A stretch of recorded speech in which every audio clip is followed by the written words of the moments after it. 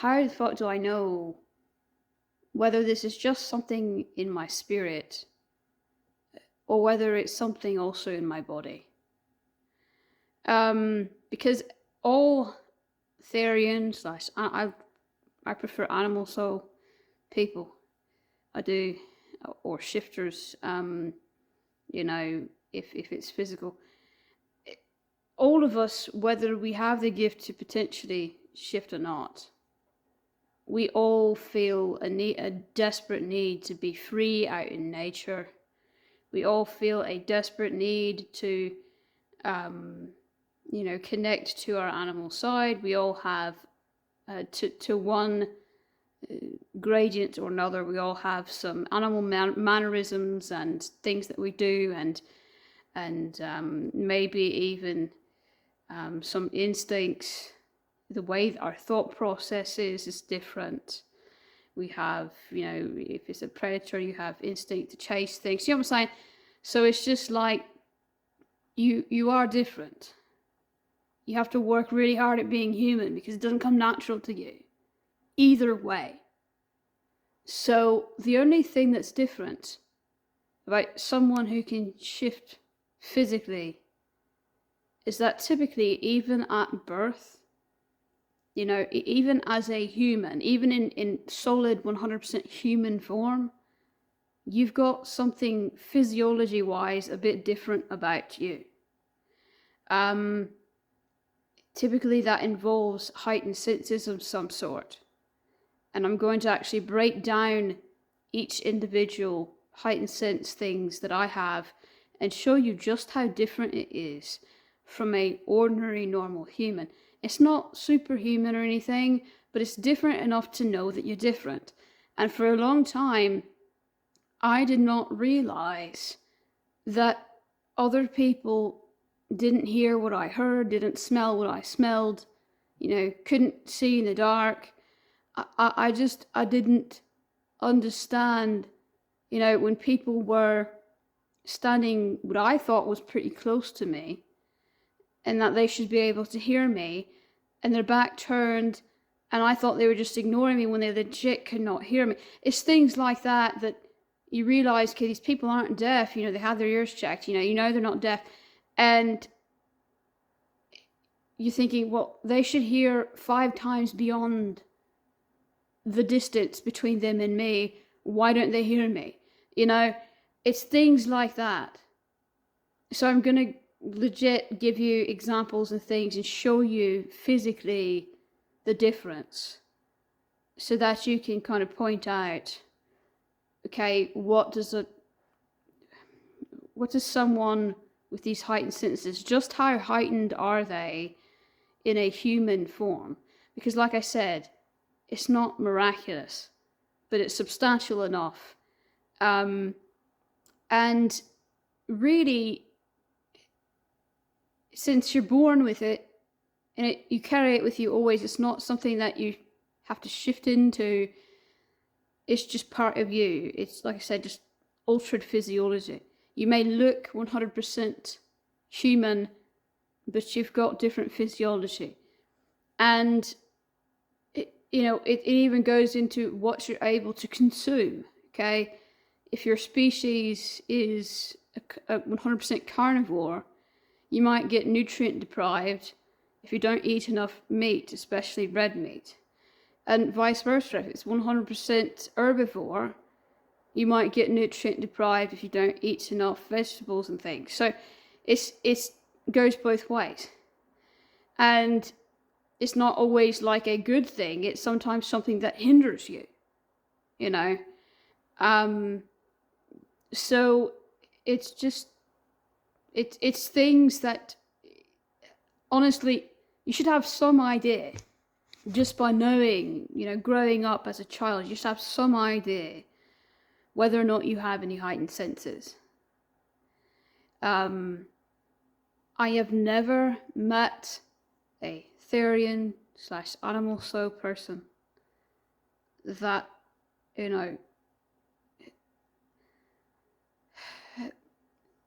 if they were, let me just put it this way, if they had the ability to shapeshift versus if they didn't. I've never, anyone who didn't have that ability physically to shapeshift, I've not seen them have any heightened senses. Now, they'll claim that they do. They'll claim that, oh yeah, I'm sensitive to this or this or that. But then 2 seconds later, they've got massively loud, blaring music coming out of their phone, you know, or at least it's loud to you. And so it's just, you know, that's why I want to break this down. Because if you're just slightly sensitive, that's not enough. If you're just slightly sensitive, typically that doesn't merit you as a physical shapeshifter. It has to be substantial, okay? And so that's why I want to really break down each thing specifically so that you see just how different it is from an ordinary or even slightly sensitive person, okay? I'm going to be going over sight, smell, and sound. Okay, those are the three that I'm going to be focusing on. But that's not the only things, okay? You know, there's other things like echolocation for certain species, vibrational, sensing vibrations for other species. There's all different things. But I'm going to just focus on these three because they're quite relatable and easy to talk about, and you know. So I'm going to start with sight first, okay? I would imagine that, you know, when I started in, you know, near dusk or right after dusk, you know, well, really it's after dusk, and you start walking out there, especially when you're going hiking or something, I don't know, or when you're walking from, say, your neighbor's house back to your house or vice versa, and people make comments like, how can you see without a flashlight, you know, and you think, well, it's completely fine, you know, I can completely see, it's fine. And you don't understand, you know, if even as a child, you know, we play, you know, in places hide and seek, you know, a lot of times it's dark, so a lot of times, you know, there's games that you do in dark attics and things that's just, you know, as a child you're trying to just investigate things, right? And a lot of times there's no light in those places, there's no, you know, nothing to turn on, and so people would say, how can you see? I can't see anything. And you would think that they're just complaining and overreacting.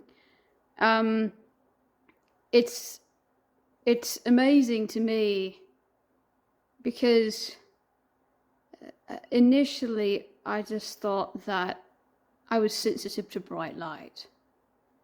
And then I started really realizing, especially when I moved to a place where I could actually had some woodlands that I could go in at night and run on my hands and feet at night. It was a therapeutic thing primarily that I was doing to kind of release that feeling of needing to be free out in the woodlands. But, you know, it was something that I realized, well, people say you can't see, but I can see. You know, why can I see? Even if it's a pitch black room, you know, I don't know if you've ever done this with your friends, but if pitch black room and someone waves their hand, you know, and you can still see the shadow of them waving their hand, even though there's nothing there to, there's no source of light. And you can see just a small outline of objects in the room as well. It's barely, when it's pitch black, it's barely visible, but you can still see, you know, where all the furniture is and things. When it's a crescent moon, I can see probably, let's see, when it's only a crescent, I can see, let's see, about right there. If it's really thin, really thin, like a needle thin branch, I won't be able to see it until it's about right there. Okay, but if it's a half moon or especially a full moon, I can see just as good as I can during the day. And it's even in really low light situations when there's no moon, if there's a reflection of the clouds or if there's a lot of stars, it seems about the same as a half moon. Okay, so going back to, sorry, not half moon, crescent moon. So going back to, okay, the little tiny things, the little thin things, it's hard to see until it gets right up there. But big things like tree trunks and things, I could probably see that. Let me give you an example. I actually just walk outside and do this because I think it's better than having a physical example. Is better. Show you the exact distance. So crescent moon from me to this tree, you know, I'd probably be able to see just fine. That same tree is the half moon. I'd be able to see that far. Full moon, like I said, is the same as the day. I can see the same as the day, so that's unlimited vision unless something is blocking it. It depends on just how bright the half moon is as well. But a branch that's this tiny in a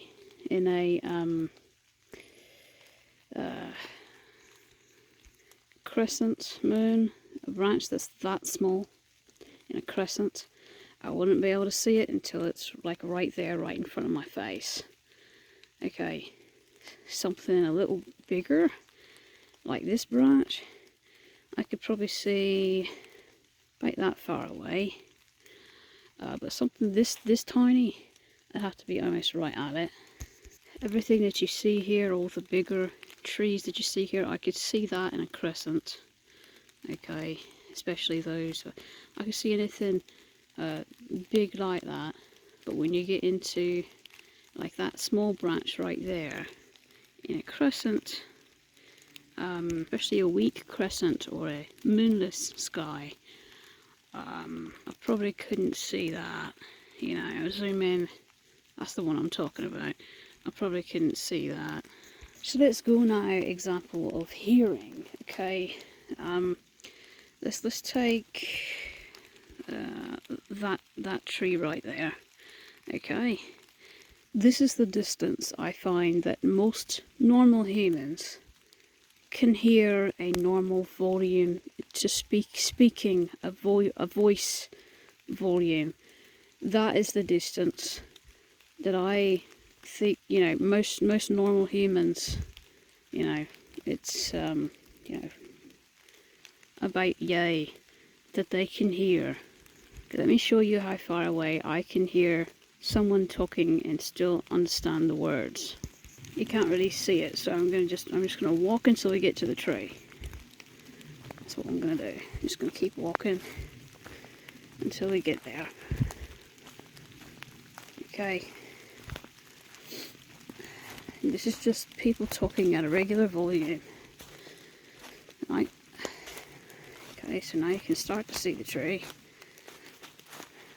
We're almost there. So that's about how far I can hear. So it's about 5 to 7 times, probably more than which average human, what I've found. But I don't know for sure because, you know, I'm not human that is normal. But just judging by whether or not people could hear me when the back was turned to me. Actually, on my phone, I have to have a special equalizer because the treble is so ear-piercingly loud that even on the lowest volume, I can't stand it. So I have to have an equalizer that takes away all the treble. Anytime I want to listen to music, watch something on YouTube, or even just talk to somebody on the phone. The voicemail, when you go to listen to your voicemail, not on speaker, on the lowest setting that's not on speaker, I can hear it. If I hold the phone away this far away, it's not on speaker, and I can still hear every single word on the lowest setting and voicemail. And since it's not on speaker, it's supposed to be right up to your ear. And I can hear it, lowest setting, I can hear it this far away. They make voicemail unnaturally loud. I don't know why. Anyway, sense of smell is a lot more difficult to show, but yeah, it's too far away. It's too far away to show, because like to walk from here to my neighbours would be about 5 minutes, right? Not a brisk walk, just not a slow walk, just a regular walk, and I can smell things there. Other neighbours on the other side takes about 10 minutes to get to them, and I can smell things from there.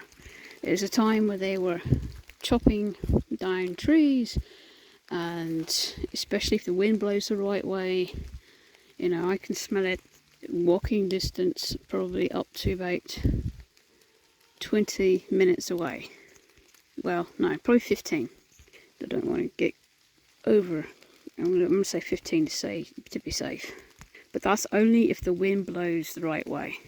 If it's stagnant and there's no wind, it stops at about 10 to 12 miles that I can smell freshly cut pine or something, like that.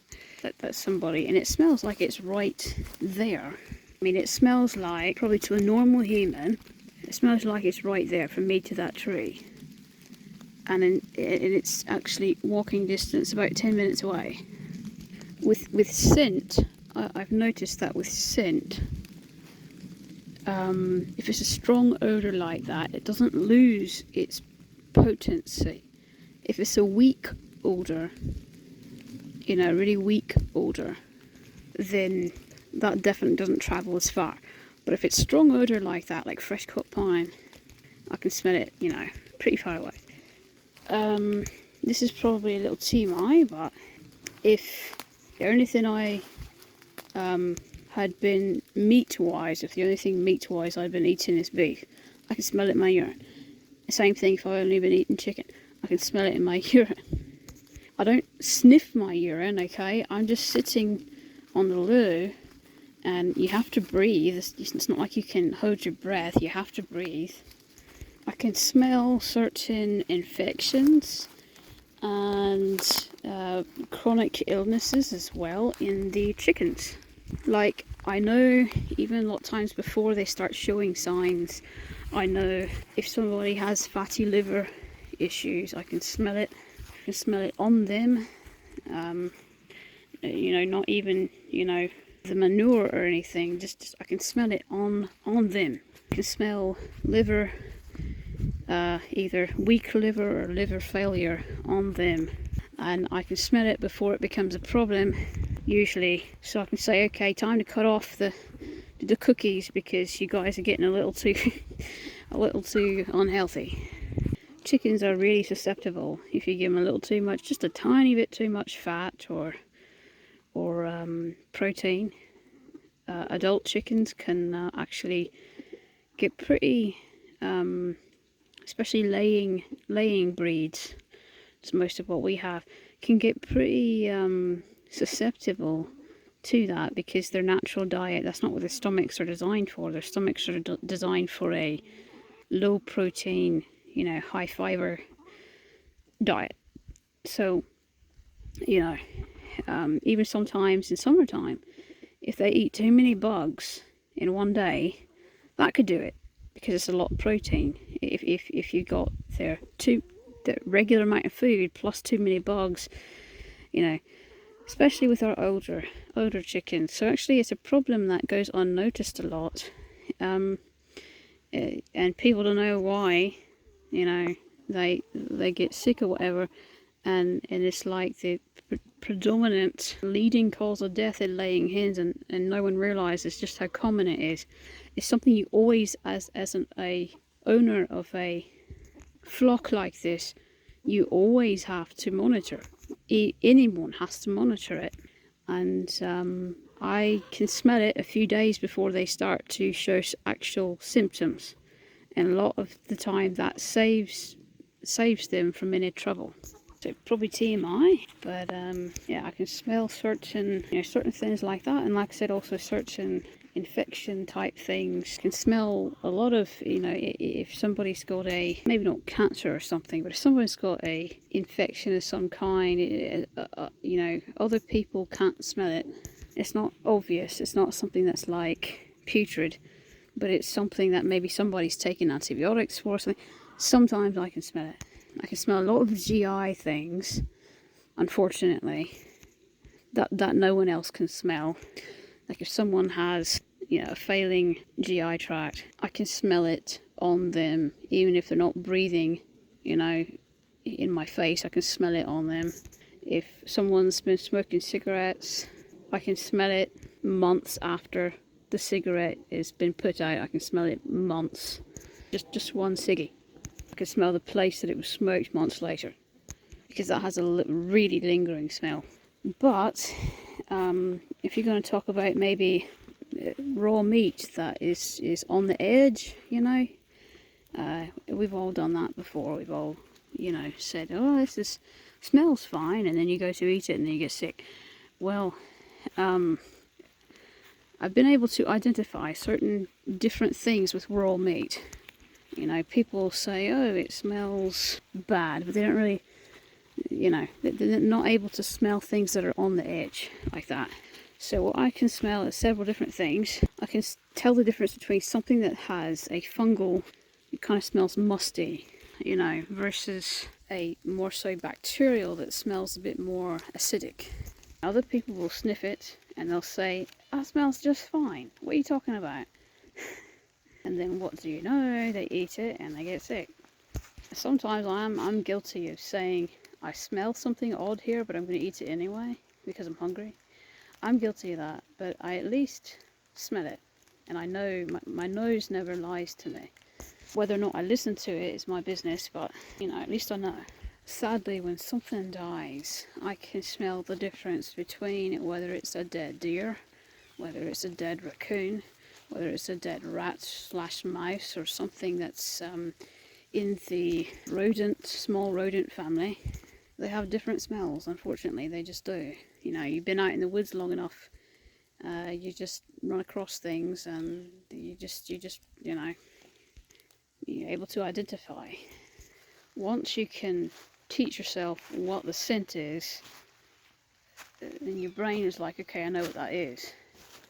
And humans just think it stinks. It's not like I'm hovering over it, sniffing it, no. It's like I'm standing there and I smell something dead and I might not even know where it is, but at least enough times I've actually walked past something that's died or something like that, and at least find the carcass of it and gotten close enough to know what it was. But no, it's not like I'm hovering over it or anything. If there was a dead raccoon somewhere in these woods and I didn't know where it was, there's a scent trail, I could probably get a decent idea of where it was. But depending on the nature of it and how decomposed it is and all that, I may or may not be able to find the exact, whether or not it's buried, under something. I may not be able to find the exact location, but I can get pretty damn close. And it sounds kind of weird, but I can smell what's in the water too. Like if something dies way, way, way upstream, I can smell it embedded in the water. And I might never find where it is, but I can smell it in the water. Now I have to get, sometimes if it's far away, I've got to get real close. Like I might have to get, like that close sometimes to be able to smell something that died way upstream that you can't even smell in the air, but you can smell it in the water. Anything wet makes it makes the sense of smell, it goes for longer, and I cannot explain that. Maybe that's why dogs' noses are so wet. Honestly, mine never drips, but I tell you, it's at least moist a lot inside my nostrils, and if it ever does get dry, I can't smell as good when it's dry. There's got to be something to stuff that's wet, you know, that just makes the scent explode with, you know, more than it would usually be. If I've been handling quail versus whether I've been handling chickens, I can smell the difference on my clothing, on my hands. And it's not droppings or anything, it's just like, you know, their feathers, the smell of the feathers. Every once in a while a vulture will drop a feather, and when a vulture drops a feather, if you ever pick it up and sniff it, it smells just like a liver. And it makes a lot of sense because vultures have specialised livers that can digest dead, really massively nasty dead things. Their livers are like super livers. Even their feathers smell like liver, which I find fascinating actually. I think it kind of smells interesting. That's another thing. You like weird smells. I tell you right now, the best smell in the world to me personally, as you know, a animal shapeshifter, my wolfiness in me, maybe, I don't know, maybe it's the goat side of me, I don't know, but I really like goat smell. You know, I love that smell. You should make it a perfume. Like, I think flowers and stuff stink. I think they're nasty, like that kind of perfume is nasty. But like, if you had like a sweaty goat smell, you know, that's just, I think that'd be nice. And I'm not trying to be funny, that's like my favourite smell in the world. Like goat sweat. It's soothing. Also another like good smell, deer shit. I think deer shit smells pretty good. But cat shit stinks, it smells nasty. Dog shit's nasty, human shit's nasty, but for whatever reason deer shit actually really smells really good. And you can smell that from pretty far away too, usually. Go back inside. I wasn't trying to do this to be funny, I'm being completely 100% honest. And I'm saying it for a reason actually. The further you are removed, naturally removed from, you know, just instinctively removed from what a human would find appealing versus from what your physiology finds appealing to whatever species you are. You can't, like I said many times, you can't rule out things that are quite mythical because, like I said, other magic too, not just shape-shifting, is hidden. Doesn't mean everything under the sun exists, but species like dragons, things like that, you have to count that as well. Like, for me, I've done a lot of visionary work, you know, I've also looked into a lot of past lives, and I've been able to figure out what I am. There's certain things about me that are too small to really show up physically, but I have traits, like I have totemic traits of, like, there's a little wee piece of me that's owl, but the only thing that I really carry is the ability to see hidden truth. You know, this is really not a part of my spirit necessarily, but it's a trait that an owl-like trait that I have, let's put it that way. And I had been an owl in a past life once, so I guess it kind of makes sense. But it doesn't show up physically. What shows up physically is, the biggest is wolf, okay? It's like a wolf body and face, but with a sort of goat-looking chin, goat horns, and dragon wings. That's just what it looks like. And when I did some visionary stuff to see what it looks like, at first it kind of freaked me the fuck out because I was like, you know, what am I, like a demon or whatever? But it's not. It's what you, the compilation of, you know, so it's what it is it's the fawn. It's the fawn in me, it's the dragon in me, as the two smaller halves, combining with the giant half, which is wolf. Wolf is like most of my spirit, really. And the two smaller is the fawn and the dragon. And like I said, after that, anything after that is so small that it doesn't show up physically. But I might have certain traits of it. Most of us are combinations of things, actually. It's not very uncommon to have combinations of things. But usually what you're going to latch onto is going to be the biggest half of you. So whatever animal, for a long time I thought it was just wolf. When I found out that fawn was a part of me, I was actually quite embarrassed. At first I didn't accept it, now I actually have embraced it. The dragon was easier to embrace, but a lot harder to believe. And really, I think that's the only part of my human side comes from the fawn. I don't think there's any true human there. I think it's just, from the fawn. I don't want to get carried away with that. What I was trying to say was, for a long time I thought it was just wolf because that was the biggest part of me, that was the easiest part to figure out. And that's all right, Don't be surprised if all of a sudden one day you realize, what I'm doing feels a little goaty. I'll do this growl yell thing, like it's a combination between a yelling goat and a growling wolf, and I'm like, this isn't really, and I'll do it when I'm angry, and I'm like, well, this isn't anything a sign a wolf would make. Why am I doing this? It's almost like it reminds me of a goat yelling. It's situations like that where a light bulb clicks in your head, and you investigate it further. So at that point I'd already known that I had a past life as a fawn, but it's things like that you may or may not be aware of. Things that you do, mannerisms that you do, and things will tell you a bit more about what species if you're not sure. But honestly, by now, unless you're a child, at least have an idea of whatever the biggest component of you is. And for shapeshifters, really, most of the time, our spirit is more animal than anything else. We're more something of nature, at least, than human. Human is the smallest piece of us, and a lot of times a human is less than 10% of us.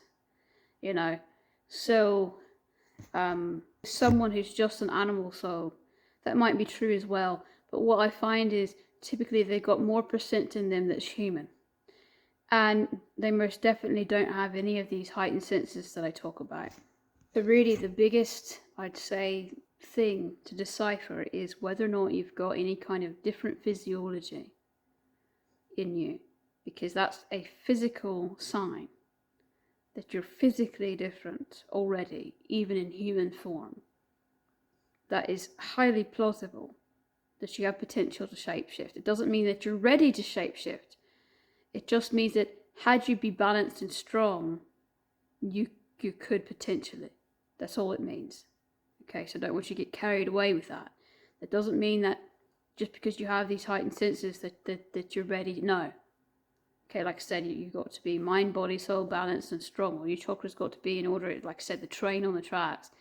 If it's not completely lined up, it's a literal derailed train wreck. Okay? Nothing is going to work. The only way it works is with balance.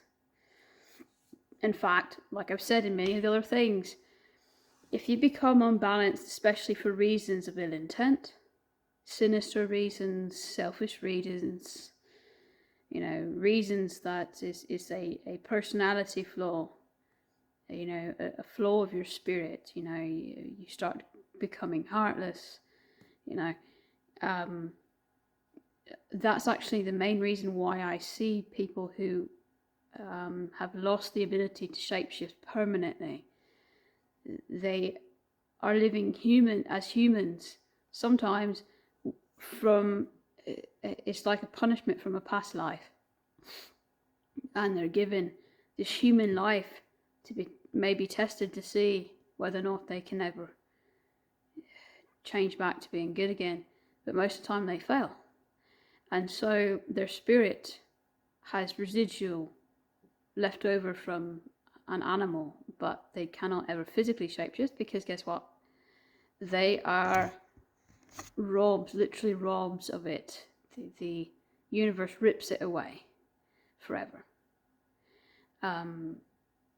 It's a gift that you're given because you have a tendency to do the right thing You know, the only purpose really for a shapeshifter is to protect, or to nurture, or to at least be a guardian of nature.